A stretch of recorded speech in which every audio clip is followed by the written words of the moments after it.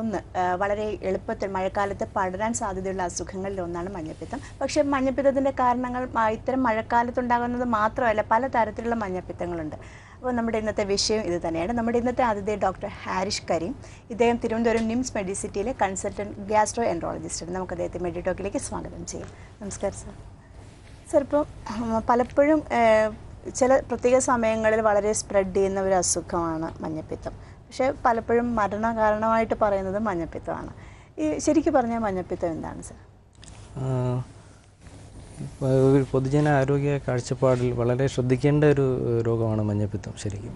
അപ്പം ഡെഫിനിഷൻ നമ്മൾ പറയുകയാണെങ്കിൽ മഞ്ഞപ്പിത്തം എന്ന് പറഞ്ഞാൽ ശരീരത്തിലെ ബ്ലഡിലെ ബിൽറൂബിൻ ലെവൽ ഒരു അളവിൽ വർദ്ധിക്കുമ്പോൾ, അതായത് 2 മില്ലിഗ്രാമിൽ മുകളിൽ വർദ്ധിക്കുമ്പോൾ ഈ കൈവെള്ളയിലും അല്ലെങ്കിൽ കണ്ണിലും മറ്റുള്ള ശരീരഭാഗത്തിലും ഒരു മഞ്ഞ നിറം വരുന്നൊരു അവസ്ഥയാണ് നമുക്ക് ശരിക്കും മഞ്ഞപ്പിത്തം എന്ന് നമ്മൾ പറയുന്നത്. നോർമലി അതിൻ്റെ ഒരു ലെവൽ എത്രയാണ്? നോർമലി അതിൻ്റെ ലെവലിൽ നമ്മൾ 2 മില്ലിഗ്രാമിൻ്റെ താഴെ ആയിരിക്കും.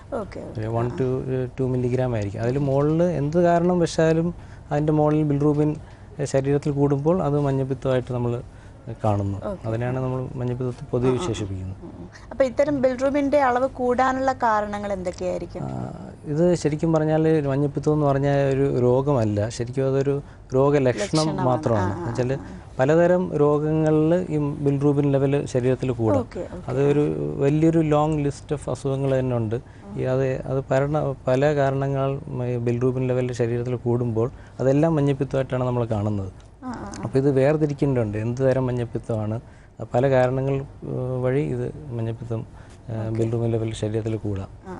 അപ്പം ഉദാഹരണമായി കാരണങ്ങൾ പറയുകയാണെങ്കിൽ നമുക്കിപ്പം വേണമെങ്കിൽ ഒരു സിമ്പിളായിട്ട് കാറ്റഗറൈസ് ചെയ്യാമെന്ന് പറഞ്ഞാൽ പ്രധാനപ്പെട്ടതായിട്ട് നമ്മൾ കാണുന്നത് ലിവർ സംബന്ധിച്ചുള്ള രോഗങ്ങളിലാണ് പ്രധാനമായിട്ട് നമ്മൾ മഞ്ഞപ്പിത്തം കാണുന്നത്. അതിനകത്ത് ഏറ്റവും ശ്രദ്ധേയമായ കാരണങ്ങളൊന്ന് ഈ ഹെപ്പറ്റൈറ്റിസ് ആയിരിക്കും. ഹെപ്പറ്റൈറ്റിസ് തന്നെ പലതരത്തിൽ കാണാം. മോസ്റ്റ് കോമൺ ആയിട്ട് നമ്മൾ കാണുന്നത് വൈറൽ ഹെപ്പറ്റൈറ്റിസ് ആയിരിക്കും. വൈറസ് ജോണ്ടിസ് തന്നെയല്ലേ, മഞ്ഞപ്പിത്തം തന്നെയല്ലേ സാർ? അല്ല, അതാണ് പറഞ്ഞത്. ജോണ്ടിസ് എന്ന് പറയുന്ന ഒരു രോഗലക്ഷണം മാത്രമാണ്. മറ്റേതാണ് ഈ ശരിക്കും ഇപ്പോൾ ഒരു 100 കാരണങ്ങളുണ്ട് ജോണ്ടിസ് വരാനുള്ള. അതിനകത്ത് ഒരു കാരണം മാത്രമാണ് ഹെപ്പറ്റൈറ്റിസ്. മനസ്സിലായി? അപ്പോൾ ലിവറിൽ ഇപ്പം ഞാൻ പറഞ്ഞ പോലെ 3ആയിട്ട് നമ്മൾ തരംതിരിക്കുകയാണെങ്കിൽ ലിവറിന് ബാധിക്കുന്ന കുറേ അസുഖങ്ങളുണ്ട്. അതിലെല്ലാം മിക്കവാറും മഞ്ഞപ്പിത്തം വരും. എന്ത് തരം ലിവറിൽ ഇഞ്ചറി വന്നാലും അതിന് ബിൽറൂബിൻ മിക്കവാറും അത് കൂടും. അപ്പോൾ അത് മഞ്ഞപ്പിത്തമായിട്ട് പ്രത്യക്ഷപ്പെടും. അപ്പോൾ അതിനകത്ത് ലിവറിലും ബാധിക്കുന്ന ഏറ്റവും പ്രധാനപ്പെട്ട രോഗം ഒരെണ്ണമാണ് ഹെപ്പറ്റൈറ്റിസ്. ഹെപ്പറ്റൈറ്റിസ് തന്നെ പലതരമുണ്ട്. വൈറസ് കാരണമുണ്ട്. വൈറസ് കാരണമാണ് പ്രധാനപ്പെട്ട എല്ലാ ഹെപ്പറ്റൈറ്റിസ് മിക്കവാറും വൈറസ് കാരണമാണ്. പിന്നെ അതുകൂടാതെ തന്നെ ഡ്രഗ്സ് കാരണം ഹെപ്പറ്റൈറ്റിസ് വരാം. അതും ഡ്രഗ് ഇൻഡ്യൂസ്ഡ് ഹെപ്പറ്റൈറ്റിസ് എന്ന് പറയും. പിന്നെ ആൽക്കഹോളിക് ഹെപ്പറ്റൈറ്റിസ്, പിന്നെ ടോക്സിൻസ് വേറെ ഹെപ്പറ്റൈറ്റിസ്, പിന്നെ ഓട്ടോഇമ്യൂൺ, പല കാരണങ്ങൾ ഹെപ്പറ്റൈറ്റിസ് തന്നെ പലതരമുണ്ട്. അത് പിന്നെ വേറൊരു പ്രധാനപ്പെട്ട ലിവർ രോഗം മഞ്ഞപ്പിത്തം വരുന്നത് പറഞ്ഞപ്പോൾ സിറോസിസ്. അതും ഒരു ലിവറിന് കൂടുതലായിട്ട് ഡാമേജ് ഉണ്ടാക്കുന്ന ഒരു രോഗമാണ് സിറോസിസ്. അതിലും മഞ്ഞപ്പിത്തമായിട്ട് വരാം. പിന്നെ ചിലപ്പോൾ ഇത് ലിവറിൻ്റെ കോസസ് പ്രധാനമായിട്ടുള്ള, പിന്നെ ചില ലിവറുമായിട്ട് ഒരു ബന്ധമില്ലാത്ത ചില അസുഖങ്ങളുണ്ട്. അതായത് ഇപ്പം ശരിക്കും പറഞ്ഞാൽ ഹീമോഗ്ലോബിൻ എന്ന് പറഞ്ഞാൽ രക്തത്തിലൊരു RBC സെൽസ് ഉണ്ട്. അതിൽ നിന്നാണ് ഈ ബിലിറൂബിൻ എന്ന് പറഞ്ഞ സാധനം ഉണ്ടാകുന്നത്. അപ്പം അതിൻ്റെ രക്തത്തിൻ്റെ എന്തെങ്കിലും രോഗങ്ങൾ വന്നാലും പറയുക ഹീമോലിറ്റിക് അനീമിയ എന്നൊക്കെ പറയും. അത് ലിവറുമായിട്ട് ഒരു ബന്ധവുമില്ല. അങ്ങനത്തുള്ള രോഗങ്ങളിലും ഈ ബിൽറൂബിൻ കൂടുതൽ ഈ രക്തകോശങ്ങളെ നശിച്ചിട്ട് ബിൽറൂബിൻ ലെവൽ വർദ്ധിച്ചിട്ട് അതും ജോണ്ടിസായിട്ട് പ്രത്യക്ഷപ്പെടാം. പിന്നെ ഒരു 3ാമത്തെ കാറ്റഗറി എന്ന് പറഞ്ഞാൽ ഈ ഒബ്സ്ട്രക്റ്റീവ് ജോണ്ടിസ് പറയും. അതായത് നമ്മൾ ഈ ലിവറിൽ നിന്ന് കുടലിലോട്ട് ഇറങ്ങുന്ന ഒരു ഡക്റ്റ് ഉണ്ട്, ബൈൽ ഡക്റ്റ് എന്ന് പറഞ്ഞ്. അതിൻ്റെ ബ്ലോക്ക് കാരണങ്ങൾ, അതിൻ്റെ ബ്ലോക്കിൻ്റെ പ്രധാന 2 കാരണങ്ങൾ പറയാനാണെങ്കിൽ പ്രധാനമായിട്ട് ബൈൽ ഡക്റ്റിൽ എന്തെങ്കിലും സ്റ്റോൺ വന്നിട്ട്, സാധാരണ നമ്മൾ കാണുന്നതാണ് പിത്തസഞ്ചിയിൽ കല്ലെന്ന് പറഞ്ഞൊരു അസുഖം. അത് പിത്തസഞ്ചിയിൽ കല്ല് ചിലപ്പം പിത്തം ഡക്റ്റ് ബ്ലോക്ക് ആണെങ്കിലും മഞ്ഞപ്പിത്തം വരാം. അതുപോലെ അതുവഴി പോകുന്ന എന്തെങ്കിലും ക്യാൻസർ രോഗങ്ങൾ, അതായത് പാങ്ക്രിയാറ്റിക് ക്യാൻസർ അല്ലെങ്കിൽ ബൈൽ ഡക്റ്റിൻ്റെ ക്യാൻസർ, അത് കാരണവും ബ്ലോക്ക് വരാം ആ പാതയിൽ. അങ്ങനെ ബ്ലോക്ക് വന്നാലും മഞ്ഞപ്പിത്തമായിട്ട് പ്രത്യേകം. അപ്പോൾ മഞ്ഞപ്പിത്തത്തിനൊരു 100 കണക്കിന് കാരണങ്ങളുണ്ട്. എല്ലാ കാരണവും ലിവർ ബന്ധം അനുബന്ധിച്ച് ആവണമെന്നില്ല. ലിവറിൻ്റെ അല്ലാത്ത അസുഖങ്ങളും മഞ്ഞപ്പിത്തം ഉണ്ടാകും. പിന്നെ അല്ലാത്ത വേറെ കുറേ ഇപ്പം കാണുന്ന പനി, മലേറിയ അതുപോലത്തെ പനികളും ചിലപ്പം മഞ്ഞപ്പിത്തം അതിൻ്റെ ഒരു ഭാഗമായിട്ട് മഞ്ഞപ്പിത്തം ചിലപ്പം വരാം. ഓക്കെ സാർ, ഇപ്പം മഞ്ഞപ്പിത്തം ഒരു ലക്ഷണം മാത്രമാണെന്ന് പറഞ്ഞു. അങ്ങനെ വന്നാൽ ഇപ്പം മഞ്ഞപ്പിത്ത ലക്ഷണമായിട്ട് ഒരു പേഷ്യൻ്റ് സാറിൻ്റെ അടുത്ത് വന്നാൽ ഇത്രയും കാരണങ്ങൾ, ഇത്രയും അസുഖങ്ങളുള്ള സ്ഥിതിക്ക് അത് കണ്ടെത്തുക എന്നുള്ളത് വളരെ ബുദ്ധിമുട്ടുള്ള കാര്യമല്ലേ? അത് ഒരു പലപ്പോഴും നമ്മൾ കാണാറുള്ളതെന്ന് വെച്ചാൽ മഞ്ഞപ്പിത്തം എന്ന് പറഞ്ഞൊരു ഡയഗ്നോസ് എത്തിക്കഴിഞ്ഞാൽ പലപ്പോഴും അതിൻ്റെ കൂടുതലായിട്ടുള്ള ടെസ്റ്റുകൾ പലപ്പോഴും ചെയ്യാതെ അതൊരു രോഗമായിട്ട് സ്ഥിരീകരിച്ചിട്ട് പലപ്പോഴും വേറെ ഈ മഞ്ഞപ്പിത്തത്തിനുള്ള ചികിത്സ അന്വേഷിച്ചിട്ടാണ് പലപ്പോഴും രോഗികൾ പോകുന്നത്. അതായത് കൂടുതൽ വിശദമായിട്ടുള്ള ടെസ്റ്റുകളിൽ എന്താണ് മഞ്ഞപ്പിത്തത്തിൻ്റെ കാരണം വ്യക്തമാക്കുന്നതാണ് ഇതിനകത്ത് ഏറ്റവും പ്രധാനപ്പെട്ട ഒരു ഘട്ടം. അതാണ് പലപ്പോഴും നമ്മൾ ഒരു നിർഭാഗ്യകരമായ ഒരു അവസ്ഥയിൽ ഇത് എന്താ കാരണമെന്ന് മനസ്സിലാക്കാതെ പലപ്പോഴും ഈ മഞ്ഞപ്പിത്തത്തിൻ്റെ ഉള്ള ചികിത്സയിലോട്ട് പലപ്പോഴും രോഗികൾ ഓൾട്ടർനേറ്റീവ് മെഡിസിനും വേറെ പലതരം മഞ്ഞപ്പിത്തത്തിനുള്ള ചികിത്സയിലോട്ട് രോഗികൾ മാറിപ്പോകുന്ന ഒരവസ്ഥയാണ് നമ്മൾ പലപ്പോഴും കാണുന്നത്. അപ്പോൾ അത് ചിലപ്പോൾ കറക്റ്റ് ഇപ്പോൾ ഹെപ്പറ്റൈറ്റിസ് ബി പോലുള്ളൊരു അസുഖമാണെങ്കിൽ ഒരു മരണകാരണമായിട്ട് വേണമെങ്കിൽ മാറാം എന്ന് വെച്ചാൽ ഇപ്പം സാറിനൊരു മഞ്ഞപ്പിത്തം വരുമ്പോൾ അത് ചിലപ്പം ഒരു സാധാരണയുള്ള ചെറിയൊരു ബ്ലഡിലൊരു ചെറിയൊരു അസുഖമായിരിക്കാം, അല്ലെങ്കിൽ ചിലപ്പം വൈറൽ ഹെപ്പറ്റൈറ്റിസ് ആയിരിക്കാം, ലിവറിന് ബാധിക്കുന്നത്, അല്ലെങ്കിൽ ചിലപ്പം പ്രായമുള്ള ഒരു രോഗിയാണെങ്കിൽ ചിലപ്പോൾ അത് ക്യാൻസറോ സ്റ്റോണോ അങ്ങനത്തെ രോഗങ്ങൾ വരായിരിക്കും. ഇതിൻ്റെ എല്ലാം ട്രീറ്റ്മെൻറ്റ് വ്യത്യാസമായതുകൊണ്ട് എന്താണ് രോഗവും നമ്മൾ സ്ഥിരീകരിച്ചു കഴിഞ്ഞാൽ അതിൻ്റെ പിന്നെ ബാക്കിയുള്ള ട്രീറ്റ്മെൻറ്റ് അതനുസരിച്ചാണ് അതിൻ്റെ ട്രീറ്റ്മെൻറ്റ് നമ്മൾ ചെയ്യുന്നത്. സാർ, നമുക്കൊരു കോളർ വെയിറ്റ് ചെയ്യുന്നുണ്ട്. നമസ്കാരം, മെഡിടോക്കിലേക്ക് സ്വാഗതം. ആരാണ്? ഹലോ, ഞാൻ ആലുവയിൽ നിന്നാണ്. എൻ്റെ പേര് സലാം എന്നാണ്. ഓക്കെ, ഡോക്ടറോട് സംസാരിച്ചോ. പറഞ്ഞോളൂ സലാം. ഹലോ സാറേ. പറഞ്ഞോളൂ. ടിവിന്റെ വോളിയം ഒന്ന് മ്യൂട്ട് ചെയ്തിട്ട് സംസാരിക്കാവോ? ഡിസ്റ്റൻസ് ലെഫ്റ്റ് സൈഡ് നമുക്ക് ഭക്ഷണം കഴിച്ചുമ്പോ ലെഫ്റ്റ് സൈഡ് നെഞ്ചിലേക്ക് വേദന കയറി. ഭക്ഷണം കഴിച്ചുമ്പോ നെഞ്ചിലേക്ക് ഇങ്ങനെ വേദന കയറി വരും. വയറ് ഫുള്ളായിട്ട് ഭക്ഷണം കഴിച്ചുമ്പോ ലെഫ്റ്റ് സൈഡിലൊരു നെഞ്ചിന്റെ ഭാഗത്ത് ഒരു കൊളുത്തിപ്പിടുത്തം പോലെ ബാക്കിലൊരു വേദനയും വരും. അതിപ്പം നമ്മളിവിടെ ടോപ്പിക്കുമായിട്ട് ബന്ധമില്ലാത്ത ഒരു പ്രോബ്ലം ആയിരിക്കും നിങ്ങൾക്ക് ഉള്ളതെന്ന് തോന്നുന്നു. ഇപ്പം നമ്മൾ ഡിസ്കസ് ചെയ്യുന്ന മഞ്ഞപ്പിത്തമാണ്. നിങ്ങൾക്കത് വേറൊരു ഓക്കെ സാർ, ഞങ്ങളുടെ ടോപ്പിക്കുമായിട്ട് ബന്ധമില്ലാത്ത ചോദ്യമാണ് സാറിൻ്റേത്. ഞങ്ങളുടെ ടോപ്പിക്ക് ഇന്ന് മഞ്ഞപ്പിത്തമാണ്, അതുമായിട്ട് ബന്ധമുള്ള അസുഖമല്ല. എന്തായാലും താങ്ക്സ് ഫോർ കോളിംഗ്. നമുക്ക് സാർ പറഞ്ഞു പല ഓൾട്ടർനേറ്റീവ് മെഡിസിനിലേക്ക് വരുന്നതിൻ്റെ ബുദ്ധിമുട്ടുകളെ കുറിച്ച് സാർ ഇപ്പോൾ പറഞ്ഞു. അപ്പോൾ എനിക്ക് സാർ ഇപ്പം തന്നെ പറഞ്ഞു ഹെപ്പറ്റൈറ്റിസിൻ്റെ പല തരത്തിലുള്ള ഹെപ്പറ്റൈറ്റിസ് ഉണ്ടെന്ന്. അപ്പം അങ്ങനെയാണെങ്കിൽ അതിൻ്റെ എന്തൊക്കെയാണ് അതിൽ വരുന്നത്? ഹെപ്പറ്റൈറ്റിസ് എന്ന് പറഞ്ഞാൽ പ്രധാനമായിട്ട് നമുക്ക് വൈറൽ ഹെപ്പറ്റൈറ്റിസ് ആണ് പൊതുവെ നമ്മൾ ഏറ്റവും കൂടുതൽ കാണുന്നത്. വൈറൽ ഹെപ്പറ്റൈറ്റിസ്, അതായത് വൈറൽസിൽ തന്നെ നമ്മൾ പ്രധാനമായിട്ട് ഹെപ്പറ്റൈറ്റിസ് എ വൈറസ് ഉണ്ട്, ബി ഉണ്ട്, സി ഉണ്ട്, ഇ ഉണ്ട്. ഈ 4 പ്രധാനമായിട്ടുള്ള വൈറസ്. അപ്പം അതിൻ്റെ എയും ഇയും വൈറസ് എന്ന് പറഞ്ഞാൽ സാധാരണ നമ്മളെ വെള്ളവും അല്ലെങ്കിൽ ഭക്ഷണം അതിൽ നിന്നൊക്കെ പകരുന്ന ഒരു ടൈപ്പ് വൈറസാണ്. ആ സമയത്തിൽ അൺഹൈജീനിക് പ്രാക്ടീസ് കൊണ്ടൊക്കെ പകരുന്ന ഒരു ടൈപ്പ് മഞ്ഞപ്പിത്തമാണ് എയും ഇയും ഉള്ളത്. പിന്നെ ബിയും സിയും ആണെങ്കിൽ കൂടുതലും ബ്ലഡ് വഴിയും അല്ലെങ്കിൽ സെക്ഷുവൽ കോണ്ടാക്റ്റ് വഴിയും അല്ലെങ്കിൽ IV ഡ്രഗ് അബ്യൂസ് അങ്ങനത്തെ ഇഞ്ചക്ഷൻ എടുക്കുന്ന നീഡിൽ ഷെയർ ചെയ്യുന്ന അങ്ങനത്തെ ഉള്ള ഒരു സ്പ്രെഡാണ് ബിയും സിയിലും കാണുന്നത്.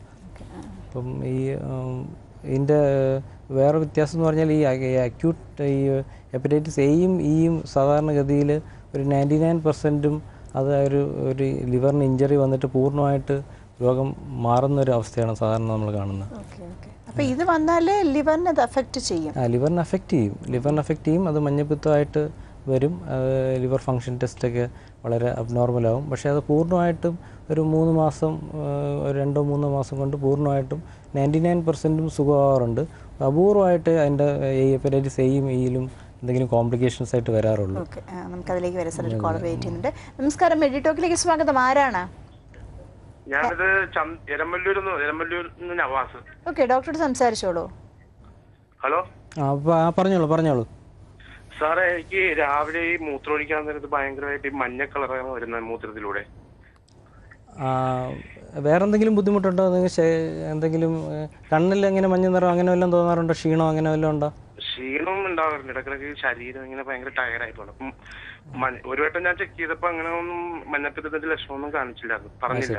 വേറെ എങ്ങനെ പ്രത്യേകിച്ചൊരു വിശപ്പില്ലായ്മ, ഛർദി അങ്ങനെ ഒന്നും ഇല്ല അല്ലേ? ഇല്ല. ഇത് നമ്മൾ പലപ്പോഴും ആളുകളുടെ ഒരു തെറ്റിദ്ധാരണ വഴി വരുന്നതാണ്.